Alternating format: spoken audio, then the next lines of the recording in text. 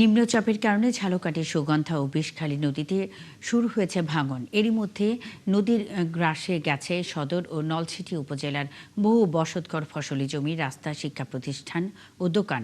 এতে আতঙ্কিত হয়ে পড়েছেন নদী তীরের বাসিন্দারা। পানি উন্নয়ন বোর্ড বলছে, ভাঙন রোধে অগ্রাধিকার ভিত্তিতে কাজ চলছে। তরুণ সরকারি তথ্য ও ছবিতে প্রতিবেদন। পানি কমার সাথে সাথে 15 দিন ধরে ভাঙন চলছে সুগন্ধা ও বিষখালী নদীতে।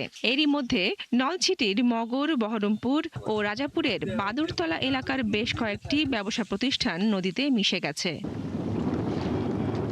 নতুন করে ভাঙনের মুখে পড়েছে ঝালকাঠি সদর, নলছিটি উপজেলার বেশ কিছু গ্রামের ফসলি জমি, বসতঘর সহ বিভিন্ন প্রতিষ্ঠান।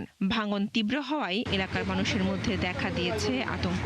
নদীর ভাঙনে আমাদের ঘর বাড়ি, জায়গা জমি যা আসলে, রাস্তাঘাট, আমাদের চলাফেরায় সব বিষয়ে সমস্যা দেখা দিচ্ছে। পড়ালেখা করবে কেমনে? এই নদী ভাঙে দেখেন কত দূর পর্যন্ত ঢুকে গেছে, আর অল্প একটু বাকি আছে, গেলেই মাদ্রাসাটা ভেঙে যাবে। এখনো যে বাড়ি আছে সে বাড়িও থাকার মতো না। আমরা যে ছেলে মেয়ে নিয়ে যে থাকবো এমন কোনো আমাকে পজিশন নাই। পানি উন্নয়ন বোর্ড কর্তৃপক্ষ জানিয়েছে, নিম্নচাপের কারণে নদীর পানি বেড়ে ভাঙন শুরু হয়েছে। এখন জিও ব্যাগ ফেলে পরিস্থিতি নিয়ন্ত্রণের চেষ্টা চলছে। এই প্রকল্পের আওতায় আমরা 15 কিলোমিটার নদীতে সংরক্ষণ কাজ বাস্তবায়ন করছি। এখানে আমরা ব্লক এবং জিও ব্যাগ দ্বারা কাজ বাস্তবায়ন করছি। এখানে 8টি স্থানে কাজ বাস্তবায়ন হলে এই 8টি স্থানে আমাদের যে ভাঙন কবলিত স্থানগুলো আছে, এগুলো ভাঙনের কবল থেকে রক্ষা পাবে। ভাঙনের হাত থেকে রক্ষা পেতে দ্রুত কার্যকর পদক্ষেপ নেওয়ার দাবি ক্ষতিগ্রস্ত এলাকার মানুষের। বনশ্রী হালদার, ৭১।